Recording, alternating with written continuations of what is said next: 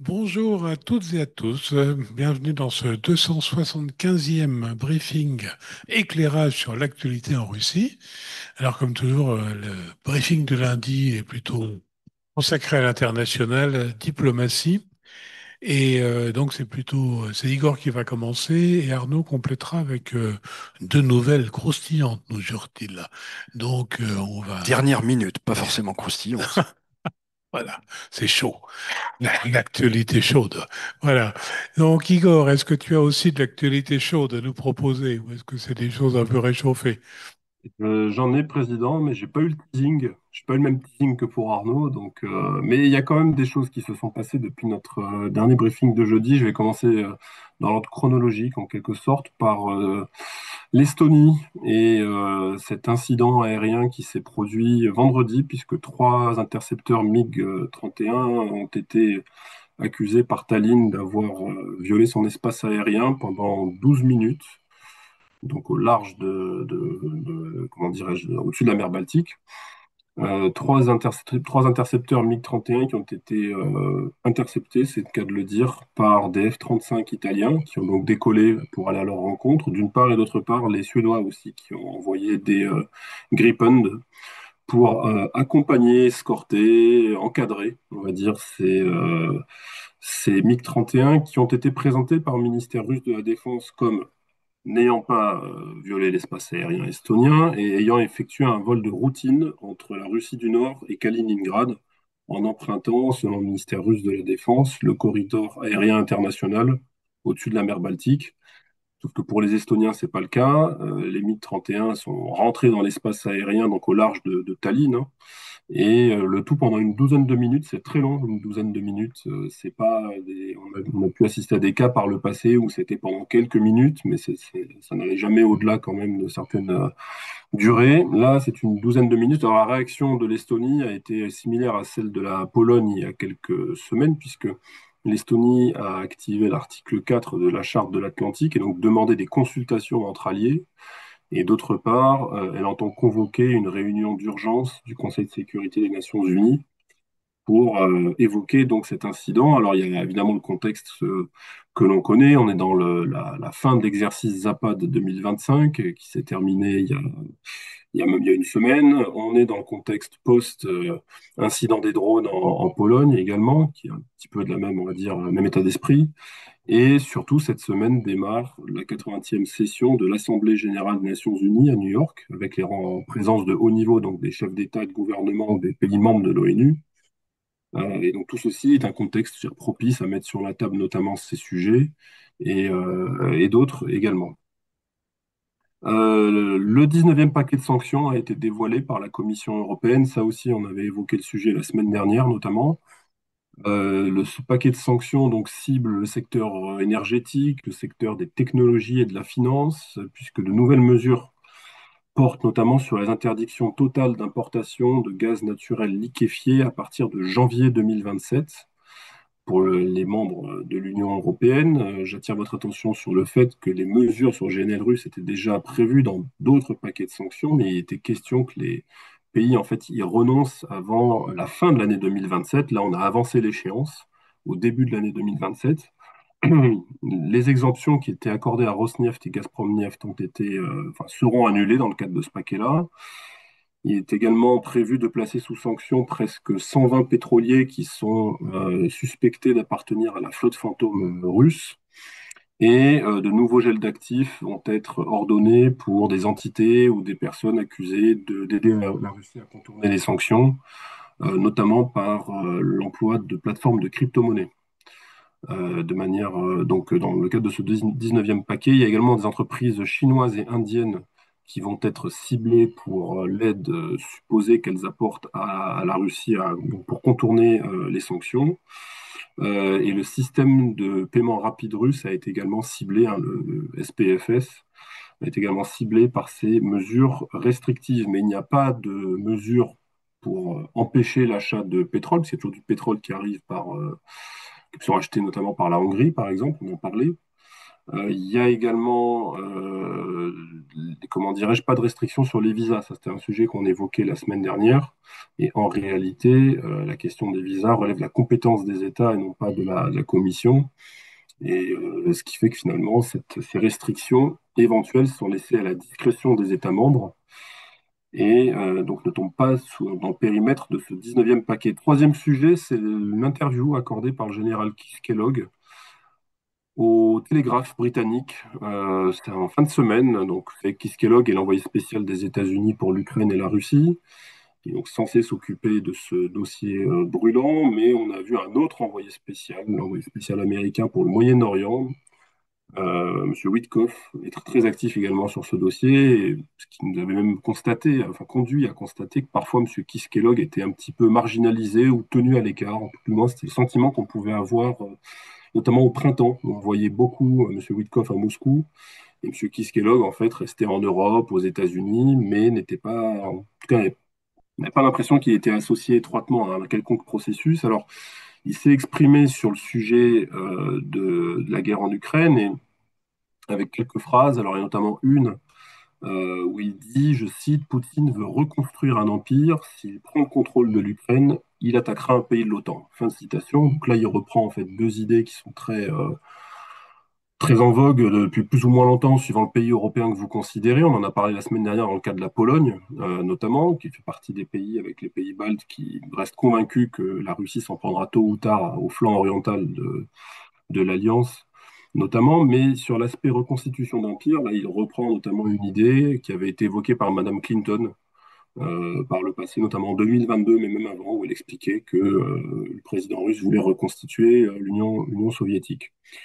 Dans le même ordre d'idée, il explique que si on donne 1 centimètre à Vladimir Poutine, eh bien, il prendra 1 kilomètre. Et il fait une analogie en fait avec la Deuxième Guerre mondiale et les revendications de Hitler sur les Sudètes et ce qui a conduit en fait à la Deuxième Guerre mondiale.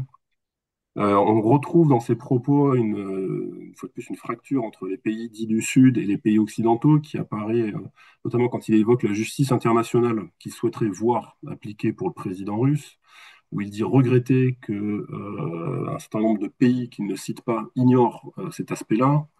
On retrouve cette fracture également plus loin dans son interview quand il parle des nouvelles alliances, notamment entre la Russie, la Chine, avec l'Iran, la Corée du Nord. Bon, il ne cite pas l'Inde, mais elle est peut-être aussi entre les lignes.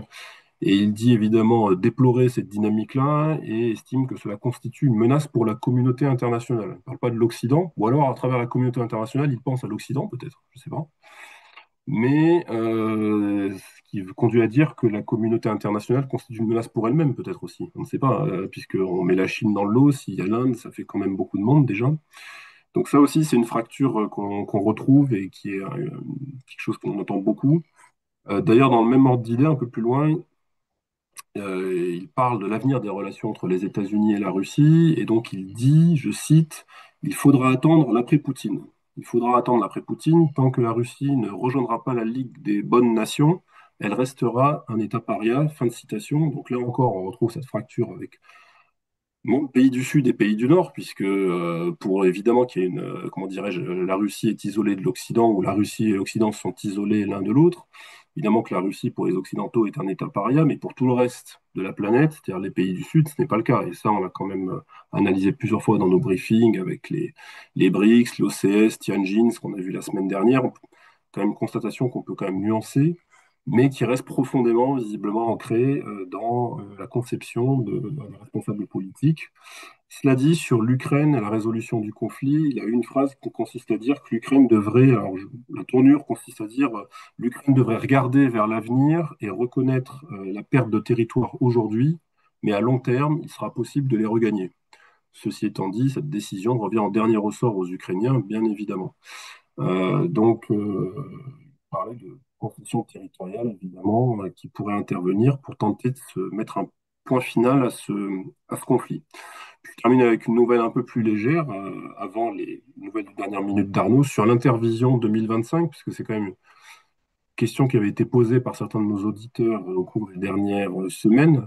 Donc, ce concours musical Intervision 2025, dont la première édition s'est tenue le 21 septembre, hier, avec 23 pays, 22 pays en tout qui y participaient, la Russie y compris, donc des pays comme à la fois les pays d'Asie centrale, la Russie évidemment, mais également le Qatar, les Émirats arabes unis, l'Égypte qui a envoyé des candidats, Venezuela et Cuba, les vieux amis, le Vietnam qui a envoyé également des candidats, donc 22 pays qui ont envoyé des chanteurs, et c'est le Vietnam qui a remporté le concours. Deuxième Kyrgyzstan et troisième le Qatar. Quant au chanteur russe, sans surprise, c'était l'incontournable Shaman, mais qui a demandé à participer hors compétition par hospitalité à l'égard des pays invités, et donc pour qu'il n'y ait pas de vote de complaisance en gros à son égard, et laisser donc la place à un petit peu plus de, comment dirais-je, de compétition. Voilà, je m'arrête là, Président, pour aujourd'hui. Merci. Alors, on a vu un certain nombre de questions, alors, notamment concernant l'affaire des MiG. Est-ce qu'il y a des sources indépendantes qui pourraient dire si c'était oui ou non dans la zone internationale où ils ont pénétré l'espace aérien, pour l'équivalent de flight radar ou choses comme ça? Ouais, bah, il doit y en avoir, en tout cas, les flight radars. Alors, je ne sais pas si les MiG avaient leur transpondeur qui était activé ou pas. On imagine peut-être que oui, quand même. Mais c'est vrai que c'est la parole de Pierre contre celle de Paul, en fait, hein. Et c'est un des aspects de ces histoires-là. Pour les drones, c'est un petit peu pareil. C'est-à-dire qu'il est avéré que des drones sont écrasés en Pologne, puisqu'on a trouvé des débris. Il est avéré qu'il y a eu des débris aussi d'intercepteurs tirés par l'OTAN pour détruire ces drones, d'ailleurs, qui se sont écrasés sur des habitations ou autres. Mais il est censé y avoir eu quand même une douzaine ou 13 drones qui sont passés dans l'espace aérien, mais dont on, évidemment, on n'a pas de traces, quoi. Donc, ça fait partie de ce que les commentateurs et les experts appellent la guerre hybride, c'est-à-dire le doute, on ne sait pas trop ce qui s'est passé, et puis ensuite, là-dessus, les interprétations prennent la place, et avec parfois leur lot de contre-vérité. Là, c'est difficile de dire est-ce que c'est sûr ou pas. A priori, une fois de plus, ça a l'air d'être le cas. D'ailleurs, j'attire votre attention que sur les drones, il y a un article de CNN qui est paru en fin de semaine qui est assez intéressant et qui restitue manifestement les doutes de ce qu'on appelle la communauté du renseignement occidental sur l'intentionnalité de ces drones. Ils expliquent que de fait, il s'est passé quelque chose, que selon leurs analyses, l'agressivité russe, ce qu'ils appellent l'agressivité russe, est montée d'un cran, mais pour eux, il n'est pas dit qu'il y a eu nécessairement une intentionnalité. Après, le fait que ça rentre dans l'espace aérien n'est pas, comment dirais-je, n'est pas remis en question, mais ils se demandent s'il n'y a pas eu forcément un aspect perte de contrôle de ces drones ou autre, puisque c'est quand même plusieurs milliers de drones qui sont lancés chaque fois, et donc on peut imaginer que dans le lot, il y en a une vingtaine peut-être qui se détraquent ou qu'on perd le contrôle. Enfin bon, on n'en sait rien, mais il y a la place au doute qui s'installe parfois. Alors, toujours sur l'affaire des MiG, on a vu passer des propos assez, non pas inquiétants ou virils, mais de responsables européens, même au plus haut niveau, disant qu'il fallait peut-être s'inspirer de l'exemple turc qui avait abattu un avion russe qui avait violé l'espace aérien turc à en plusieurs épisodes il y a une dizaine d'années. Est-ce que c'est une possibilité qui peut devenir réalité et quelle pourrait être la réaction à ce moment-là? Ah, c'est tout à fait une possibilité qu'un jour un incident de la sorte débouche sur un avion qui soit effectivement abattu ou un bateau qui soit arraisonné, qui ne veut pas se laisser arraisonner, qui a un combat en mer et un bateau qui coule, par exemple. On peut tout à fait l'imaginer, mais c'est ce qu'on explique en fait dans ces mêmes briefings depuis l'année dernière, notamment sur le volet naval en Baltique, avec les aspects liés à justement à la flotte fantôme et aux arraisonnements de tankers, etc.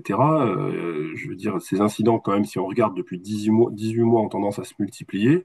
On ne peut pas exclure, ne serait-ce que statistiquement, qu'à un moment donné, il y ait un geste malheureux de part et d'autre. D'ailleurs, on ne sait pas, hein, ça peut arriver aussi bien côté russe que côté OTAN, et que malheureusement, le sang-froid ne prédomine pas, et qu'il y a un incident. Et alors après, là, il faudra du sang-froid pour pas qu'il y ait d'escalade, parce que ça peut ensuite, effectivement, y avoir un scénario de confrontation, en tout cas d'escalade, qui s'enclenche. Alors, toujours sur ce thème-là, enfin, pas directement, mais un journaliste qui demandait au président Trump s'il soutiendrait la Pologne en cas d'affrontement avec la Russie, il aurait affirmé que oui. Est-ce que c'est une inflexion dans la politique américaine ou est-ce que c'est une Trumperie habituelle sur laquelle on ne peut pas se fonder beaucoup? Écoute, on n'a pas trop envie de vérifier, en fait, savoir si jamais c'est vrai ou pas vrai. Mais je pense qu'il y a un contexte. M. Trump, depuis ces dernières semaines, a plutôt fait part de sa déception à l'égard du président russe, sa déception à l'égard de ce qu'il voulait tenter sur l'Ukraine. Donc on peut inscrire cette déclaration dans le prolongement de cette déception qu'il a exprimée à plusieurs reprises ces 2 dernières semaines. Ça peut changer dans 15 jours, 2 semaines, 3 semaines. Est-ce que c'est pas un moyen pour le président américain d'essayer d'accrocher les Russes pour relancer le dialogue avec ce qu'il estime être de la fermeté exprimée en expliquant qu'il irait aider la Pologne? Il y a les paroles et il y a les actes. Là, c'est de les paroles, mais sur les actes, j'avais quand même mentionné la semaine dernière qu'il y a un certain nombre de programmes de financement et de livraison d'armes américains vers les pays du flanc oriental de l'Alliance qui étaient terminés ou en voie d'être terminés. Donc, il dit qu'il veut aider, mais il y a 15 jours, il a fermé ses programmes ou fait fermer ses programmes qui étaient conduits par le Pentagone dans le cadre de cette politique d'économie qu'il avait réalisée pour le budget fédéral. Ce qui va les réactiver peut-être, j'en sais rien, mais il faut toujours regarder les paroles et les actes. Alors pour finir sur ce thème, il y a un auditeur facétieux qui nous dit peut-être que l'armée russe utilise Yandex Maps. Et donc pour donner des éléments de contexte à nos auditeurs qui ne seraient pas moscovites ou russes en tout cas, Yandex Maps, qui est donc l'équivalent de Google Maps, est très souvent brouillé ici, enfin en même temps que tous les GPS, et régulièrement quand on se retrouve autour du Kremlin, on est localisé comme si on était à Vladivostok, ou à peu près. Donc voilà l'élément de contexte. Bon, donc c'est une plaisanterie, mais qui est basée sur des éléments factuels. Autre question par rapport à ce que tu avais dit un peu auparavant. On nous demande quand un pétrolier est sous sanction, qu'est-ce que ça veut dire concrètement? Ah, ben ça veut dire que les compagnies d'assurance n'ont pas le droit de l'assurer, par exemple, les compagnies d'assurance occidentales notamment, enfin les principales compagnies ou armateurs ou les gens qui travaillent avec ces bateaux, là, enfin les Hapag-Lloyd et autres, hein, les majors, n'ont plus le droit de travailler avec ce bateau-là, qui n'a pas le droit de rentrer dans les ports de l'Union européenne. Enfin, il y a quand même un tas de problèmes qui se posent à lui. Mais on a vu que ça n'a pas empêché les Chinois de recevoir des tankers russes ces dernières semaines, des tankers russes sous sanctions américaines et même pas, non pas européennes, arriver dans les ports chinois. Donc, c'est en fait le jeu du chat et de la souris en quelque sorte. Oui, c'est la question de l'assurance qu'évoquait Igor est clé, effectivement, puisque historiquement et jusqu'à aujourd'hui, les principaux assureurs sont à Londres. Mm. Mais ces bateaux, contrairement à ce qu'on lit, on entend, sont assurés. Simplement, ils sont assurés par des Chinois, par des Russes, par des Indiens, par d'autres pays qui ne sont, et pas par des sociétés londoniennes. Voilà. Alors, qu'est-ce que ça veut dire? Est-ce que, voilà, et Igor là aussi l'a évoqué, hein, il y a eu des tentations, plus que des tentatives à ce stade, d'arraisonner certains bâtiments. Mais là, on entre dans une autre logique, qui est une logique potentiellement attentatoire à la liberté de circulation. On a vu que les Russes font parfois des convois en Baltique, hein, donc des escortes armées. Pour l'instant, il n'y a pas eu de tentative d'arraisonner un tanker sous sanction, escorté par une frégate. Mais bon, le jour où ça arrive, évidemment, on entrera dans un autre scénario. Oui, puis ça va au-delà, en fait, ils les escortent parfois au-delà de la Baltique. Dans la Manche, par exemple, on a vu effectivement des corvettes ou des petites frégates russes escorter certains bâtiments de la flotte fantôme ou des bâtiments qui appartiennent à la flotte logistique du ministère russe de la Défense ou affrétés par le ministère russe de la Défense, hein, donc aller pour contourner en fait la France, etc. Et puis un autre bateau qui prend le relais en Méditerranée, si jamais il poursuit sur la Méditerranée, pour être sûr qu'il ne sera pas intimidé, ne fera pas l'objet de manœuvres d'intimidation de la part de bâtiments de l'OTAN. Et ça me permet de rappeler un point important que j'ai oublié dans le 19e paquet de sanctions. On relève qu'il n'y a pas les mesures de sanctions sur le pétrole russe pour les importateurs indiens notamment et autres que les Américains réclamaient depuis des semaines. C'est-à-dire que Trump, depuis des semaines, dit moi, En gros, si vous le faites, je le fais. C'est-à-dire, si jamais vous mettez les sanctions sur le pétrole indien, etc., etc., moi derrière, j'embraye, je suis. C'est un peu ce qu'on a vu pour les tanks à l'époque, vous vous souvenez? Je livre les tanks si les Allemands livrent. Alors les Allemands disent OK, on livre. Du coup, ils ont envoyé des tanks. On avait vu le même. Là, ils refont le coup, mais sur les sanctions, ça n'a pas marché. En tout cas, il n'y a pas ces mesures restrictives dans ce 19e paquet de sanctions. Faut quand même rappeler une des raisons, hein, c'est que la Chine reste le premier marché export pour beaucoup de sociétés allemandes. Donc l'Allemagne n'a, dans le contexte actuel, pas l'intention de perdre ce marché-là. Elle a déjà perdu dans une large mesure le marché russe. Quant à l'Inde, bah, la France vend des Rafales. Donc vous imaginez imposer des tarifs douaniers à la Chine et à l'Inde. Enfin, c'est aussi peut-être la logique, c'est peut-être pour Trump de, voilà, de nous embarquer dans sa guerre à lui, dans sa guerre commerciale à lui. Et alors d'ailleurs, sous quel pavillon voguent ces tankers? C'est ce qu'il peut y avoir des sanctions contre les États qui sont les propriétaires de ces pavillons? Ah bah là, c'est se mettre, c'est plus une balle dans le pied, là, c'est se mettre un coup de bazooka dans les jambes si on fait ça, parce qu'il y a des pavillons qui sont extrêmement employés par des armateurs de la planète entière pour transporter, alors pas que du pétrole, mais pour transporter tout un tas de, en réalité, de commodités qu'on peut imaginer, parce que pour les raisons fiscales, pour les raisons en fait assez banales qui n'ont rien à voir avec la Russie ou l'Ukraine, si on décide de mettre ce pavillon sous sanction, là, on déracine l'arbre sur la branche duquel on est assis en fait. Donc c'est pas possible. Et ce que l'on constate, alors j'ai pas suivi de très très près ces dernières semaines, mais disons qu'en 2023-2024, quand la question a commencé à se poser, on voyait aussi que beaucoup de ces bateaux changeaient régulièrement de pavillon, Ouais. avec parfois des pavillons intéressants, inattendus. Je pense au Gabon en particulier, ce qui aussi révèle un changement de géographie politique. Voilà, le Libéria, évidemment, mais le Gabon, c'est plutôt inattendu. Ça a coïncidé avec un réchauffement, ou plutôt l'ouverture d'une nouvelle ère dans les relations russo-gabonaises. Mais il y a d'autres exemples, évidemment, puis certains voyagent aussi sous pavillon russe, hein, sauf comme flotte en particulier, c'est sous pavillon russe. Ouais. Alors pour rester dans le domaine du transport et de la Chine, qu'on évoquait récemment, on a vu passer certaines choses sur la fermeture de la frontière terrestre polonaise et notamment ferroviaire.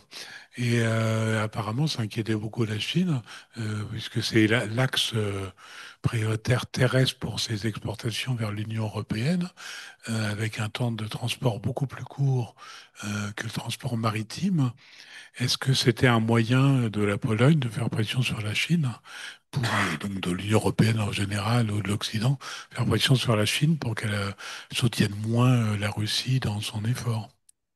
Oui, on peut l'imaginer, surtout que cette frontière est fermée jusqu'à nouvel ordre, ils n'ont pas donné de date.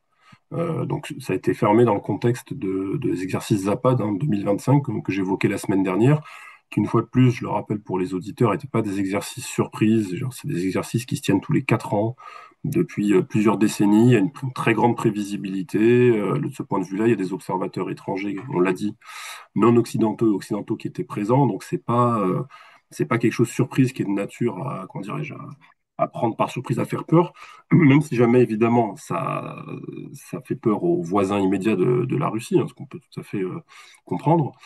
Et donc à cette occasion-là, ils ont décidé de fermer la frontière jusqu'à nouvel ordre. Donc oui, ça a une répercussion pour l'arrivée de certaines commodités chinoises. C'est un moyen, mais c'est un moyen à double tranchant, parce qu'évidemment, ça va gêner les Chinois qui vont voir des containers peut-être leur revenir ou qui vont rester bloqués. Ça une perte d'argent pour les autres. Mais c'est un moyen aussi, ça va être aussi un problème pour les consommateurs européens, parce que ces commodités ne vont pas arriver sur le marché. Alors peut-être ça va durer 2 semaines, peut-être ça va durer 2 mois, on n'en sait rien. Et ça aura évidemment aussi un impact pour l'acheteur et pas que pour le client dans ces cas-là. Et du reste, cette fermeture à la frontière en termes de légalité internationale c'est un peu comme, les Polonais sont tout à fait dans leurs droits et on peut rien leur opposer, c'est ça? Je pense qu'ils sont tout à fait dans leur droit, qu'on peut rien leur reposer. C'est la frontière extérieure de l'espace européen. Donc, on a vu pendant le Covid que des frontières avaient surgi à l'intérieur de la zone Schengen. Donc, à mon avis, oui, ils ont dû prétexter le cas de force majeure ou menace à la sécurité ou quelque chose de ce registre-là. Donc, à mon avis, ils peuvent, effectivement, ils sont dans leur droit, hein, c'est leur frontière souveraine. Il y a aussi sans doute une dimension polono-biélorusse et polono-russe. Donc là, la Pologne fait d'une pierre plusieurs coups, hein, parce que pour la Russie, pour la Biélorussie, cette artère, elle est extrêmement importante. C'est l'une des dernières artères logistiques terrestres qui fonctionnent avec l'Union européenne. Donc voilà, la question, c'est est-ce que la Pologne agit de son propre chef? Est-ce qu'elle se concerte ou est-ce qu'elle agit à la demande des Américains ou de Bruxelles?